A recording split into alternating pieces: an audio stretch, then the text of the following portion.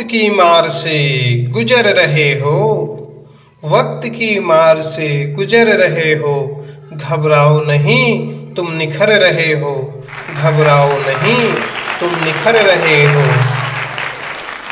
Good morning my dear student. समस्त छात्र छात्राओं को आपके अपने चैनल सौर एकेडमी परिवार में हार्दिक स्वागत है।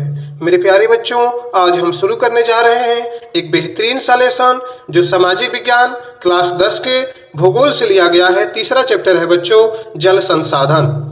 जल संसाधन जो यूपी बोर्ड 2023 के लिए मोस्ट इंपॉर्टेंट लेसन होने जा रहा है, इसलिए इसके सभी जितने बहुविकल्पी क्वेश्चंस एमसीक्यू क्वेश्चन हो सकते हैं इंपॉर्टेंट, उन सभी को एक साथ एक ही वीडियो में लाया गया है जो आपके लिए बहुत ही महत्वपूर्ण है। तो मेरे प्यारे बच्चों, बिना देरी किए इस वीडियो को आखिर तक देखिएगा। शुरू करते हैं बहुविकल्पी क्वेश्चंस। प्रश्न फर्स्ट है, निम्नलिखित में से कौन सा जल सर्वाधिक खारा होता है? 2010 में पूछा गया है बच्चों, सबसे खारा जल कौन सा होता है? ऑप्शन ए है वर्षा जल, ऑप्शन बी है अर्धभौमिक जल, ऑप्शन सी है समुद्रिक जल, ऑप्शन डी है नदी का जल। प्रश्न संख्या 1 का ऑप्शन सी सही हो जाएगा बच्चों, समुद्री जल। सी ऑप्शन सही हो जाएगा। अगले क्वेश्चन पे चलते हैं, प्रश्न संख्या 2 पे। पृथ्वी पर उपलब्ध कुल जल में से कितना भाग मीठे यानी फ्रेश वाटर पानी का है? अथवा विश्व में जल के कुल आयतन का कितना प्रतिशत भाग अलवणीय जल है? ऑप्शन ए है 5%, ऑप्शन बी है 4%, ऑप्शन सी है 2.5%, ऑप्शन डी है 3.5%। क्वेश्चन 2 का ऑप्शन सी सही हो जाएगा बच्चों, 2.5%। ऑप्शन सी सही हो जाएगा। अगले क्वेश्चन की तरफ चलते हैं। प्रश्न संख्या 3 है बच्चों, विश्व में अलवणीय जल का कितना प्रतिशत भाग अंटार्कटिका, ग्रीनलैंड और पर्वतीय क्षेत्रों में बर्फ की चादरों एवं हिमनदों के रूप में मिलता है? ऑप्शन ए है 70%, ऑप्शन बी है 50%, ऑप्शन सी है 60%, ऑप्शन डी है 90%। प्रश्न 3 का ऑप्शन ए सही हो जाएगा बच्चों, 70%, 70%। ऑप्शन ए सही हो जाएगा। अगले क्वेश्चन पे चलते हैं। प्रश्न संख्या 4 है, निम्नलिखित में से एक कौन सा कारक जल की कमी के लिए उत्तरदायी नहीं है? ऑप्शन ए है समाज के विभिन्न वर्गों में असमान वितरण, और ऑप्शन बी है अत्यधिक जनसंख्या, ऑप्शन सी है जल प्रदूषण, ऑप्शन डी है उपरोक्त में से कोई नहीं। प्रश्न संख्या 4 का ऑप्शन डी सही हो जाएगा बच्चों, उपरोक्त में से कोई नहीं। ठीक है बच्चों, अगले क्वेश्चन पे चलते हैं। प्रश्न संख्या 5 है, जल प्रदूषण के कारण निम्न में से कौन सी समस्या उत्पन्न होती है? जल प्रदूषण के कारण निम्न में से कौन सी समस्या उत्पन्न होती है? ऑप्शन ए है जलाशय में तलघट का जमना, ऑप्शन बी है जल जनित बीमारियां, ऑप्शन सी है औद्योगिक कमरे का निर्वहन, ऑप्शन डी है जलीय जीवन का बढ़ना। प्रश्न संख्या 5 का ऑप्शन बी सही हो जाएगा बच्चों, जल जनित बीमारियां। ठीक है बच्चों, ऑप्शन बी सही हो जाएगा। प्रश्न 5 का अगले क्वेश्चन पे चलते हैं। प्रश्न संख्या 6, निम्नलिखित में से कौन सा अलवणीय जल का स्रोत है? ऑप्शन ए है वर्षण, ऑप्शन बी है सतही जल, ऑप्शन सी है भौम जल, ऑप्शन डी है ये सभी। क्वेश्चन 6 का ऑप्शन डी सही हो जाएगा बच्चों, ये सभी। मीन्स वर्षण भी होता है, सतही जल भी होता है, भौम जल भी होता है, सभी होते हैं। अगले क्वेश्चन पे चलेंगे। प्रश्न 7 है, निम्नलिखित में एक कौन सा जल संसाधन का स्रोत है? ऑप्शन ए है महासागरीय जल, ऑप्शन बी है स्थलीय जल, ऑप्शन सी है भूमिगत जल अथवा अधोभौमिक जल, ऑप्शन डी है उपयुक्त सभी। क्वेश्चन 7 का ऑप्शन डी सही हो जाएगा बच्चों, उपयुक्त सभी। यानी महासागरीय जल भी सही है, स्थलीय जल सही है, भूमिगत जल अथवा अधोभौमिक जल भी सही है। अगले क्वेश्चन पे चलते हैं। क्वेश्चन 8 है, निम्न में से किसने बांधों को आधुनिक भारत का मंदिर कहा है? उसका नाम बताना है। ऑप्शन ए है राजेंद्र प्रसाद, ऑप्शन बी है जवाहरलाल नेहरू, ऑप्शन सी है सरदार वल्लभ भाई पटेल, ऑप्शन डी है गांधी जी। प्रश्न संख्या 8 का ऑप्शन बी सही हो जाएगा बच्चों, जवाहरलाल नेहरू। बी ऑप्शन सही हो जाएगा। चलते हैं प्रश्न 9 पे। बहुउद्देशीय नदी परियोजना आधुनिक भारत के मंदिर हैं। यह कथन निम्नलिखित में से किस व्यक्ति का है? ऑप्शन ए है जवाहरलाल नेहरू, ऑप्शन बी है महात्मा गांधी, ऑप्शन सी है लाल बहादुर शास्त्री, ऑप्शन डी है भीमराव अंबेडकर। प्रश्न 9 का ऑप्शन सही हो जाएगा बच्चों जवाहरलाल नेहरू। ठीक है बच्चों, कौन सा सही हो जाएगा? ऑप्शन नंबर ए सही हो जाएगा, इसमें ऑप्शन ए सही हो जाएगा। अगले क्वेश्चन की तरफ चलते हैं। प्रश्न 10 है, इनमें से कौन 11वीं शताब्दी में निर्मित प्राचीन भारत की सबसे बड़ी कृत्रिम झीलों में से एक है? उसका नाम बताना है। ऑप्शन ए है गोविंद सागर झील, ऑप्शन बी है हौज खास, ऑप्शन सी है भोपाल झील, ऑप्शन डी है जल झील। प्रश्न संख्या 10 का ऑप्शन सही हो जाएगा बच्चों सी भोपाल झील। कौन सा सही हो जाएगा? भोपाल झील सही हो जाएगा। अगले क्वेश्चन की तरफ चलते हैं। प्रश्न 11 नंबर है, निम्न में से कौन आज भारत में उत्पादित कुल बिजली का लगभग 22% है? ऑप्शन ए है सौर ऊर्जा, ऑप्शन बी है जल विद्युत, ऑप्शन सी है उद्योग, ऑप्शन डी है भूतापीय। प्रश्न 11 में सही हो जाएगा बच्चों जल विद्युत। जल विद्युत क्या हो जाएगा बच्चों? सही हो जाएगा ऑप्शन बी। अगले क्वेश्चन पे चलते हैं। प्रश्न संख्या 12 है, निम्न में से कौन सा बांधों का प्रतिकूलन प्रभाव नहीं है? ऑप्शन ए है अंतर्राष्ट्रीय जल विवाद, ऑप्शन बी है जलाशय का अत्यधिक अवसादन, ऑप्शन सी है जनसंख्या का विस्थापन, ऑप्शन डी है बाढ़ नियंत्रण। ठीक है, प्रश्न संख्या 12 का ऑप्शन डी सही हो जाएगा बाढ़ नियंत्रण। ठीक है, अगले क्वेश्चन पे चलते हैं। प्रश्न 13 है, निम्नलिखित में से एक कौन सा बहुउद्देशीय परियोजना उद्देश्यों में शामिल है? ऑप्शन ए है बाढ़ नियंत्रण, ऑप्शन बी है सिंचाई में उद्योग, ऑप्शन सी है जल परिवहन, ऑप्शन डी है ये सभी। प्रश्न 13 में ऑप्शन सही हो जाएगा बच्चों ये सभी है। बाढ़ नियंत्रण भी है, सिंचाई में उद्योग भी सही है, जल परिवहन भी सही, यानी ये सभी ऑप्शन डी सही हो जाएगा।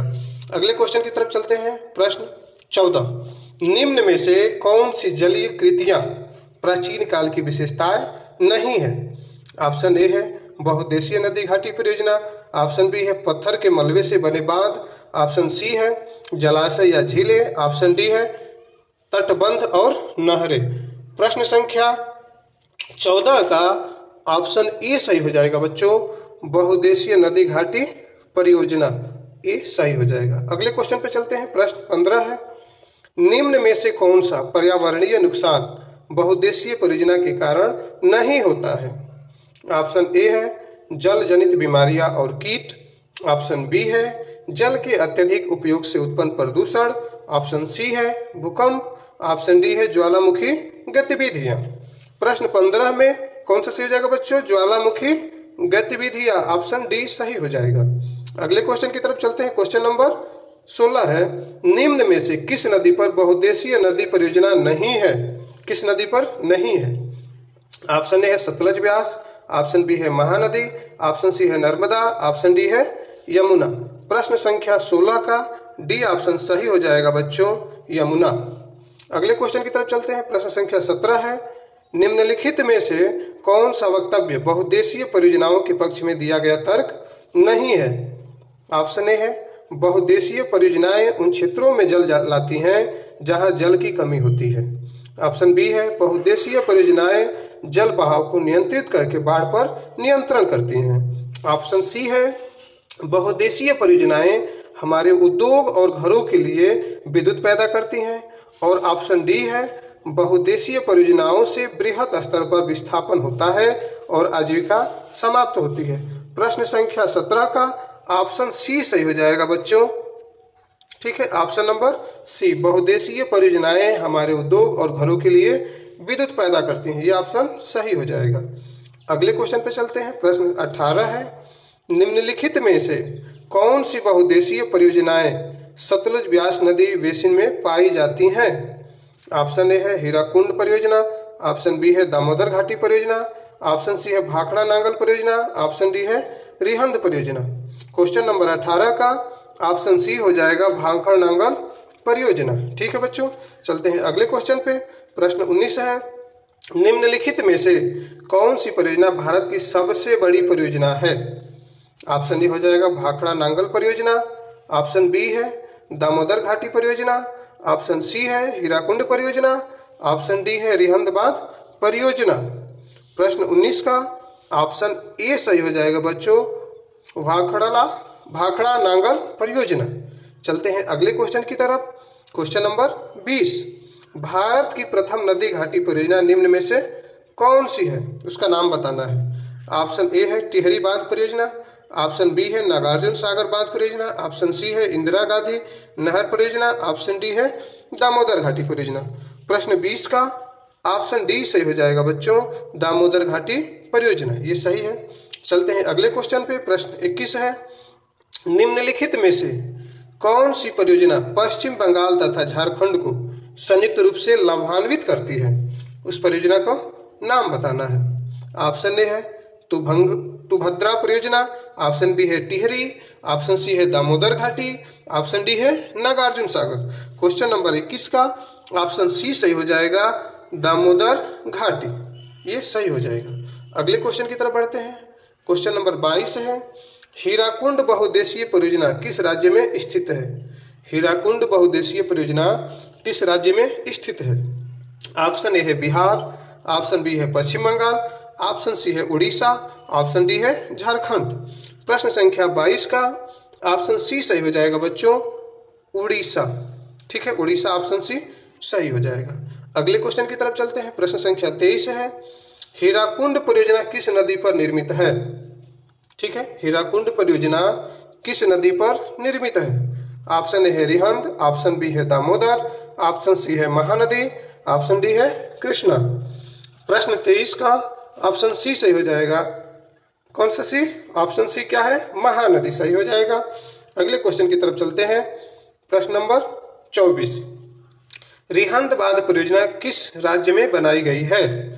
यानी कि रिहंद बांध परियोजना किस राज्य में है, उस राज्य का नाम बताना है। ऑप्शन ए है पंजाब, ऑप्शन बी है आंध्र प्रदेश, ऑप्शन सी है बिहार, ऑप्शन डी है उत्तर प्रदेश। तो रिहंद परियोजना कहाँ है बच्चों, ये तो सबको पता होगा, उत्तर प्रदेश। प्रश्न 24 का ऑप्शन डी सही हो जाएगा। और ये आया हुआ है बच्चों 2016 का पेपर में, 2016 के एग्जाम में आया हुआ क्वेश्चन है।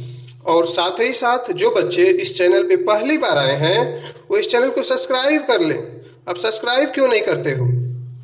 जब आप सब्सक्राइब कर लेंगे तो जो भी वीडियो अपलोड की जाएगी वो उसकी सूचना आप तक पहुंच जाएगी और आप जान जाएंगे, ढूंढने की जरूरत नहीं पड़ेगी। कौन सी वीडियो कब डाली जा रही है ये आप पर मैसेज चला जाएगा। और सभी बच्चे जो भी इस चैनल से जुड़े हुए हैं इस चैनल को आगे बढ़ाएं, दूसरों तक शेयर करें। सभी जो भी बोर्ड एग्जाम में भाग लेने वाले बच्चे हैं, यूपी बोर्ड के, हाई स्कूल चाहे इंटर के हों, सभी बच्चों तक इन वीडियो को शेयर करें, उनको भी जानकारी हो और वो भी पढ़कर लाभ उठा सकें। ठीक है बच्चों, अगले क्वेश्चन पे चलते हैं। प्रश्न 25 है, निम्नलिखित में से उत्तर प्रदेश की सबसे बड़ी नदी घाटी परियोजना कौन सी है। ऑप्शन ए है माता टीला, ऑप्शन बी है रामगंगा, ऑप्शन सी है रिहंद, ऑप्शन सी है गंडक। ये प्रश्न वेरी इंपॉर्टेंट प्रश्न है बच्चों। ये 2013 में आया है, 2010 में आया है और 2008 में आया हुआ क्वेश्चन है। इसका आंसर क्या हो जाएगा, रिहंद। ठीक है, ऑप्शन नंबर सी सही हो जाएगा। प्रश्न नंबर 25 का आंसर सी। अगले क्वेश्चन पे चलते हैं। क्वेश्चन नंबर 26 है, टिहरी बांध किस नदी पर बनाया गया है। टिहरी बांध किस नदी पर है, उस नदी का नाम बताना है बच्चों। 16 में आया है, 10 में आया है और 9 में आया है। ऑप्शन ए है यमुना नदी पर, ऑप्शन बी है रामगंगा, ऑप्शन सी है भागीरथी एवं बिलंगना, ऑप्शन डी है शारदा नदी। प्रश्न 26 में क्या सही हो जाएगा बच्चों, भागीरथी एवं बिलंगना, ऑप्शन सी सही हो जाएगा। अगले क्वेश्चन पे चलते हैं। प्रश्न 27 है, नागार्जुन सागर परियोजना किस नदी पर स्थित है। क्या नागार्जुन सागर परियोजना किस नदी पर स्थित है। ऑप्शन ए है सतलुज, ऑप्शन बी है महानदी, ऑप्शन सी है रिहंद, ऑप्शन डी है कृष्णा। प्रश्न 27 का ऑप्शन कृष्णा सही हो जाएगा बच्चों, ऑप्शन नंबर डी। ठीक है, कृष्णा इसमें सही हो जाएगा। अगले क्वेश्चन पे चलते हैं। 28, निम्नलिखित में से कौन सा ताजा पानी का स्रोत है। ऑप्शन ए है वर्षा, ऑप्शन बी है भूतल अपवाह, ऑप्शन सी है भूजल, ऑप्शन डी है ये सभी। प्रश्न संख्या 28 का ऑप्शन सी सही होगा बच्चों, भूजल, ऑप्शन नंबर सी राइट। अगले क्वेश्चन पे चलते हैं। प्रश्न संख्या 29 है, राजस्थान में छत वर्षा जल संग्रहण को कहा जाता है, उसका नाम क्या है। ऑप्शन ए है गुल, ऑप्शन ए है गुल और ऑप्शन बी है कुल, ऑप्शन सी है टांका, ऑप्शन डी है बॉक्स। कौन सा सही हो जाएगा 29 में? Option C. क्या बोलते हैं उसको? टांका बोलते हैं ना, तो ये सही हो जाएगा। अगले क्वेश्चन पे चलते हैं। प्रश्न संख्या 30 है, निम्न में से किन कारणों से छत वर्षा जल संग्रहण खास करके राजस्थान में आमतौर पे की जाती है? ऑप्शन ए है सिंचाई के लिए, पानी का भंडारण करने के लिए। ऑप्शन बी ऑप्शन है बच्चों घर को ठंडा करने के लिए। ठीक है, क्या है? घर को ठंडा करने के लिए। ऑप्शन सी है पीने के पानी को संग्रहित करने के लिए। ऑप्शन डी है छतों की सफाई करने के लिए, यानी छतों की सफाई करने के लिए। प्रश्न संख्या 30 का ऑप्शन सी सही हो जाएगा बच्चों, पीने के पानी को संग्रहित करने के लिए, ये सही है। ठीक है, correct option C number. Next question पे चलते हैं। प्रश्न संख्या 31 है, निम्न में से किस क्षेत्र में गुल और कुल का उपयोग कृषि के पानी के उपयोग के लिए किया जाता है? ऑप्शन ए है दक्षिणी पठार, ऑप्शन बी है पश्चिमी हिमालय, ऑप्शन सी है राजस्थान के रेगिस्तान और ऑप्शन डी है गंगा के मैदान। प्रश्न संख्या 31 का ऑप्शन सी सही हो जाएगा बच्चों, पश्चिम बंगाल, पश्चिमी हिमालय। ठीक है बच्चों, क्या सही हो जाएगा? पश्चिमी हिमालय। अगले क्वेश्चन की तरफ चलते हैं। प्रश्न 32 है, पहाड़ी और पर्वतीय क्षेत्रों में वर्षा जल संग्रह के लिए निम्नलिखित कौन सी विधि अपनाई जाती है?